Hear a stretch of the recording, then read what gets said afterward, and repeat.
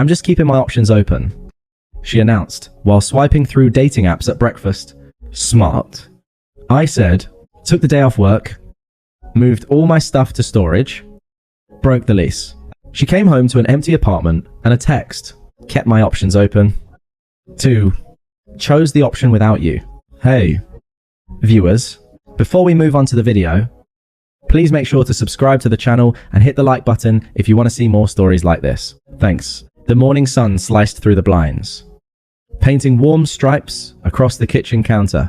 I love this time of day. The quiet hum of the city waking up. The rich smell of the coffee I was grinding. The simple ritual of it all. I was scrambling eggs. The sizzle. A comfortable sound in our tidy apartment. Chloe was at the small wooden table, already buried in her phone. Typical. I didn't think anything of it. I poured 2 mugs, adding a splash of oat milk to hers. Just how she liked it. I carried them over, setting one down in front of her. She didn't look up. Her thumb moved in a steady, rhythmic swipe. Up. Pause. Down. Up. Pause. Down. Anything interesting going on in the world? I asked, sliding into the chair opposite her with my own mug. Just keeping my options open, she said, her voice flat, her eyes glued to the screen. The words hung in the air for a second, not quite registering. They were so alien, so utterly disconnected from the scene of our domestic life, that my brain struggled to fit them into a context that made sense. Financial options. Career options. Your options, I asked, my voice carefully neutral. She finally looked up, and a faint, condescending smile played on her lips. It wasn't a happy smile. It was the kind of smile you give a child who's asked a naively stupid question. Yeah? You know, she shrugged one shoulder. A lazy, dismissive gesture. On Bumble, it's not a big deal. It's healthy to see what's out there. She turned her phone around. You should try it. The world didn't shatter. It didn't explode. It just froze. The sizzle of the eggs faded into a distant hiss. The morning light seemed too bright, too harsh. On the screen was a grid of men. Smiling men. Shirtless men. Men holding fish. Men on mountains. A digital meat market. And her profile, her beautiful, familiar face was right there at the top. Active now. Swiping through men while I made her coffee in the home we shared. My heart didn't break. It iced over. The warmth I'd felt moments before solidified into a cold, hard lump in my chest. This wasn't a secret I'd uncovered. This was a policy she was announcing. I wasn't her partner. I was her placeholder. Her default setting. And she was casually, openly browsing for an upgrade right in front of me. The humiliation was so complete. So profound. It was almost peaceful. I looked from the phone to her face. From the parade of strangers back to the woman I'd loved for 3 years. I saw the challenge in her eyes. She was waiting for my reaction. Waiting for me to get angry. To plead. To question her. She was ready for a drama she knew she could win. So, I gave her nothing. I held her gaze for a long, silent moment. My expression as unreadable as stone. I let her see the absence of the hurt she was expecting. I let her see the calculation beginning behind my eyes. Then, I nodded slowly. Smart. I said, my voice, a calm, low monotone. Her smug smile widened, misinterpreting my calm for acceptance. For defeat. Right, she said, turning the phone back towards herself. It's just being pragmatic. Exactly. I agreed. Standing up. My eggs were cold. I didn't care. Pragmatic.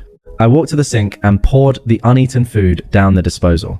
The grinding sound is satisfying echo of the turmoil she would never see. I picked up my keys from the bowl by the door. I'm going to be late, I said. Without looking back at her, I walked out the door, closing it softly behind me. I didn't slam it. There was no punctuation of anger. Just the quiet, definitive click of a door closing on one life. And the silent, cold-blooded beginning of another. The how and why were irrelevant now. There was only the what next. And I already knew. The door clicked shut behind me. sealing away the sound of the disposal, the smell of cold eggs, and the woman who had just become a stranger. The hallway was quiet. My footsteps on the linoleum were the only sound, unnaturally loud in the ringing silence of my own head. I didn't go to my car. I walked right past it, down the street to a small park that was usually empty at this hour. I needed air that wasn't shared with her. I sat on a cold bench, the iron seeping through my trousers, and watched a squirrel chase another around an oak tree. My mind wasn't racing. It was, for the first time that morning, perfectly, terrifyingly clear. It was like a switch had been flipped. The part of me that loved her, that felt hurt, that wanted to scream and break things, that part was locked in a soundproof box and thrown into a deep, dark lake. What remained was a cold, pragmatic engine. N. Operator. The first call was to my boss. David. Leo. I said, my voice even, and professional, I have a family emergency. I need to take the day, possibly the rest of the week. There was a pause on the other end. I was never the guy who called in sick. Everything okay. Leo, you sound sharp. It's under control. I lied smoothly. I just need to handle some things. I'll be available by email for anything critical. All right. Take the time you need. I hung up. Family emergency. The words tasted like ash. She had been my family. Now, she was the emergency. The next call was to a storage facility I'd passed 100 times. Yeah. I need the largest unit you have available, and I need access to it today. I gave them my credit card information without flinching. The monthly fee was an investment in my freedom. Then, the movers. I googled same-day movers and called the first one with decent reviews. I explained the situation with a chilling lack of emotion. It's a one-bedroom apartment. I need everything that belongs to me moved to a storage unit today. A 2-hour window. I'll pay the premium. The man on the phone, sounding skeptical, asked, and your partner, they're aware she will be... I said, the words dripping with a finality that must have convinced him. He gave me a 2 null slot. Finally, the hardest call. The landlord, Mr. Henderson. Mr. Henderson. It's Leo from 4B. I need to break my lease effective immediately. He sighed, a weary sound. Son, that's a 2-month penalty fee. And I need 30 days notice. I am aware of the penalty. I will pay it. Consider today my notice. I am moving out today. My girlfriend, Chloe, is the co-signer. You will need to speak with her regarding her continued tenure. Today. What in the world is going on over there? I am removing my belongings and my liability. The rest is between you and the other tenant. I heard him fumbling with papers. Well, I'll need that in writing and the penalty fee. I'll have an email within the hour and the wire transfer by end of day. I hung up. The financial hit was staggering. It would wipe out my savings. I didn't care. Money could be rebuilt. My self-respect was a one-time offer, and I was cashing it in. I sat on that bench until it was time. I didn't think about our first kiss in that apartment, or the Christmas we spent stringing lights across the living room, or the way she'd laugh at my bad jokes. I thought about floor plans. I thought about square footage. I thought about logistics. At 1, 45 progress. M. A large truck with city movers on the side pulled up outside my building. I met the 2 burly guys at the door. Their names were Ray and Marcus. I gave them a brief, emotionless briefing. Everything in this apartment is mine or it's ours. You will take only the items I point to. I'll be directing you. We need to be fast. Ray, the older of the 2, looked at me, then at the door. You sure about this? Man, this looks fresh. I've never been more sure of anything. I said, and I meant it. I unlocked the door. The apartment was exactly as I'd left it. Her coffee mug, still half full, sat on the table. The sight of it should have hurt. It was just a ceramic object. Couch. Mine. I said, pointing. TV. Mine. Bookshelf. I built it. Mine. I was a surgeon performing a radical dissection. I directed them to my clothes. My books. My record collection. The expensive knife set my grandfather had left me. I took my side of the bed. The good pillows. I left her things in neat, pathetic piles. Her stuffed animal from a carnival. Her collection of scented candles. Her stack of fashion magazines. I left the framed photos of us on the walls. They were artifacts from a dead civilization. The movers worked quickly. Their faces grim. They understood the score. This was a domestic extraction, not a move. They didn't speak unless necessary. In under 90 minutes, the apartment was hollowed out. It was no longer a home. It was a shell containing her things and the ghost of our life together. The space where my couch had been was a pale rectangle on the carpet. The dust bunnies under the bed were now exposed to the light. I did one final walk through the bedroom, the bathroom, the living room. I stopped in the kitchen doorway. My eyes fell on the little chip in the granite countertop. The one from when we dropped a bottle of wine the first night we moved in. We'd laughed about it, called it our battle scar. I looked at it now, and I felt nothing. It was just a flaw on a stone I would never see again. I turned to Ray and Marcus. That's it. Let's go. We drove in silence to the storage facility. I signed the paperwork. They unloaded my entire life into a 10 by 15 concrete cell, and I slammed the rolling door down, turning the lock with a satisfying metallic clock. I was homeless, and I had never felt more free. I got into my car, which was now packed with a suitcase of essentials. I pulled out my phone. The screen was blank. No missed calls. No frantic texts. She was still at work. Oblivious. Probably swiping through her options on her lunch break. Confident that her pragmatic little world was waiting for her when she got home. A grim smile touched my lips for the first time that day. I opened a new text message. I typed her number from memory, my thumbs moving with deliberate finality. Kept them wide options open. 2. Chose the option without you. I hit send. I watched the message change from delivered to read. I didn't wait for the typing bubbles to appear. I went into my settings, found her number, and pressed block this caller. Then, I deleted the entire message thread. I started the car and pulled out into the traffic, heading for a hotel for the night. The sun was beginning to set, painting the sky in shades of orange and purple. I rolled down the window, letting the cool evening air wash over me. It was over, and it was the most pragmatic decision I had ever made. The hotel room was generic.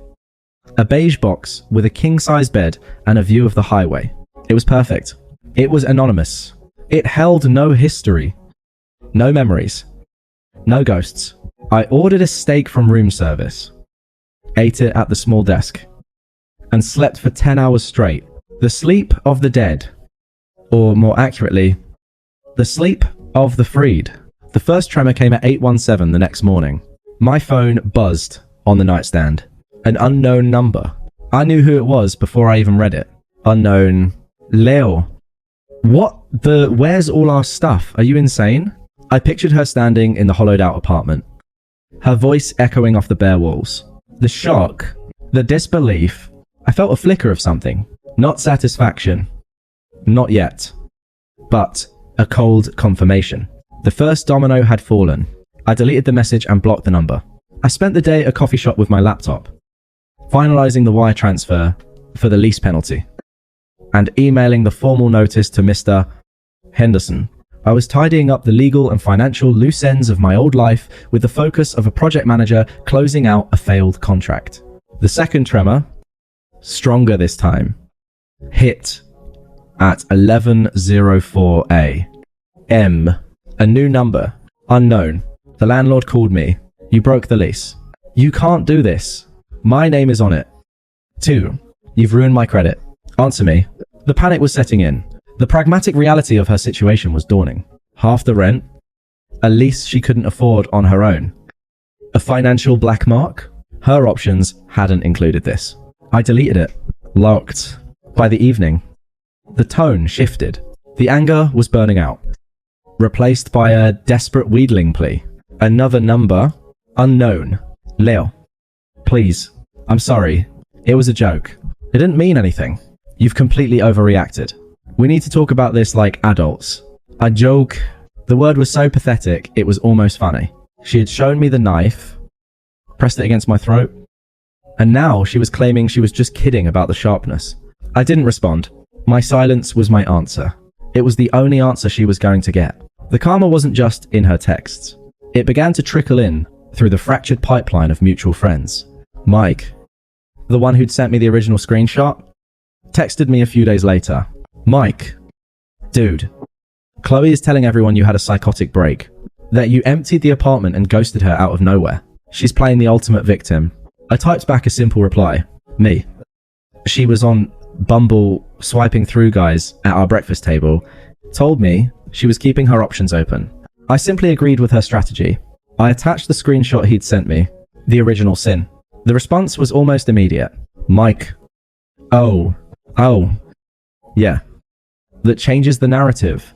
Jen has been feeding us a line about how you were emotionally abusive and she was just looking for friends. Wow. This is different. A week later, another message from a new number. The desperation had curdled into full-blown crisis. Unknown. He was a model. Leo. His profile said he was a model. He just wanted to use my apartment for a photo shoot. And then he ghosted me. The other one asked me for money. This is all your fault. If you hadn't left, I wouldn't be in this mess. I read it twice. The lack of self-awareness was breathtaking. Her options were revealing themselves to be exactly what any sane person would expect. A parade of flakes. Users. And Leahs. And in her mind, it was my fault for not staying and being her stable. Pathetic safety net while she pursued them. The irony was so thick you could taste it. I deleted the message. The block button was getting a workout. The final, most satisfying piece of karma came via a voicemail from Mr. Henderson, which I listened to on speakerphone while driving to view a new apartment. Leo, it's Mr. Henderson. Listen, I've spoken with Miss Chloe. She is distraught. She cannot afford the apartment on her own and has given her 30-day notice. The penalty fee you paid covers the vacancy period. So we are square.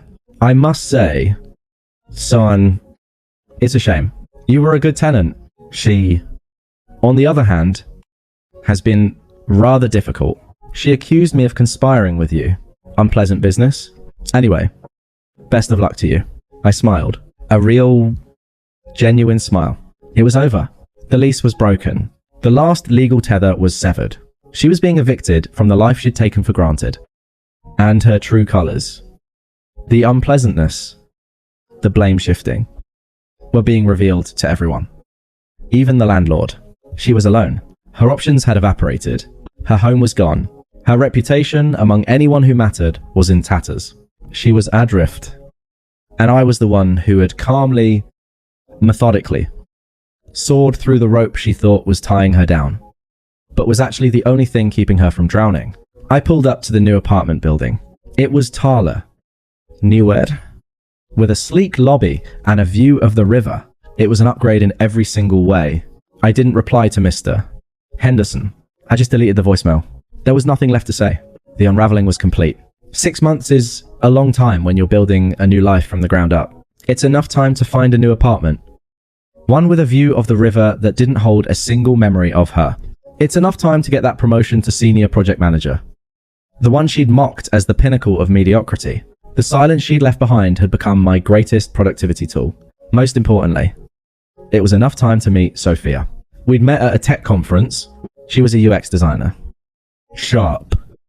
Witty. And possessed a quiet confidence that didn't require the validation of a dating app grid. She was an upgrade. Not in the superficial way. Chloe would understand, but in every way that mattered. She was a partner, not an option. We were at a rooftop bar, a place known for its expensive cocktails and panoramic city views. I was wearing a new suit, bought for the promotion celebration dinner we'd just had. Sophia was in a simple black dress, laughing at something I'd said, her hand resting lightly on my arm. The world felt solid, real, and entirely mine. And then I saw her Chloe was standing near the entrance with a friend I vaguely recognized. She looked small. Her clothes were trying too hard. A little too trendy. A little too tight. The confident glow she'd always carried was gone, replaced by a weary tension. Her eyes scanned the room and locked onto me. The shock on her face was immediate and total. I watched the calculation happen in real time. She said something to her friend, who glanced over with wide eyes. And then Chloe started walking towards our table. Her walk was different, too. Less of a strut, more of a hesitant shuffle. Leo. Wow. I looked up. My expression neutral. Chloe. She gestured vaguely at the bar. The view? Fancy place. It is. I agreed. Her eyes darted to Sophia. Then back to me. A flash of pure, undiluted jealousy. Quickly masked. You look good. Thank you. An awkward silence descended. Sophia, perceptive, as always, gave my arm a gentle squeeze. I'll go grab us another drink, she said, her voice warm and untroubled. She stood, offering Chloe a polite, distant smile before gliding towards the bar. Her calm exit was a masterpiece of quiet power.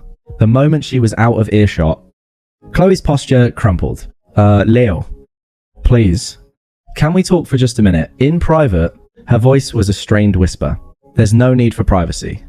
I said, what's on your mind? She glanced nervously towards the bar, where Sophia was calmly ordering. She seems nice. She's exceptional. The word was a deliberate dart, and it hit its mark. Chloe flinched. So, this is it, you just replaced me. And that's that. The bitterness seeped through, ugly and raw. I took a slow sip of my whiskey, letting the question hang in the air between us. I looked at her, truly looked at her, and saw a ghost. A remnant of a life I'd willingly walked away from. I didn't replace you, Chloe, I said, my voice calm and even devoid of all emotion. I made a different choice. You told me you were keeping your options open. I realized the best option available to me was a life where my partner doesn't need to browse for backups at breakfast. So, I took it. I gestured around us. At the gleaming bar. The skyline. The tangible evidence of my new reality. And you were right. It is healthy to see what's out there. I let my gaze drift meaningfully towards Sophia at the bar. And then back to her. It just took me a day to find it. And it took everything from you to see it. Her face paled. This was the core of the tragedy she couldn't escape. Her punishment wasn't my anger. It was my success. It was the undeniable, visible proof that the moment I exercised my option to leave, my value skyrocketed. While hers plummeted, you destroyed our lives over one stupid thing, she hissed, her voice cracking, the desperation turning to venom. You ended our relationship with one true statement. I corrected her. My tone as factual as a news report. I just finalized the paperwork. I saw Sophia beginning to make her way back. 2 fresh glasses in her hands. Our time was up. Now, if you'll excuse me, I said, my eyes already leaving Chloe's, moving past her as if she were a piece of furniture. My option is waiting. I didn't wait for a reply. I didn't look back. I stood and walked toward Sophia. Meeting her halfway, she handed me my drink, her eyes soft with understanding. Everything okay? She asked quietly. Better than okay, I said, and I meant it with every fiber of my being. I took her hand, lacing my fingers through hers. It felt like coming home. As we walked away, I didn't need to see Chloe's face to know what was there. The stunned silence, the crushing weight of her own irrelevance. She had come to confront the man she thought she'd broken, only to find he had been reforged into something stronger, something she could no longer even touch. She had wanted options, and in the end, she became the one option I had permanently and peacefully discarded. Thanks for watching. Make sure to subscribe to the channel and hit the like button. What do you think about this story? Share it in the comments.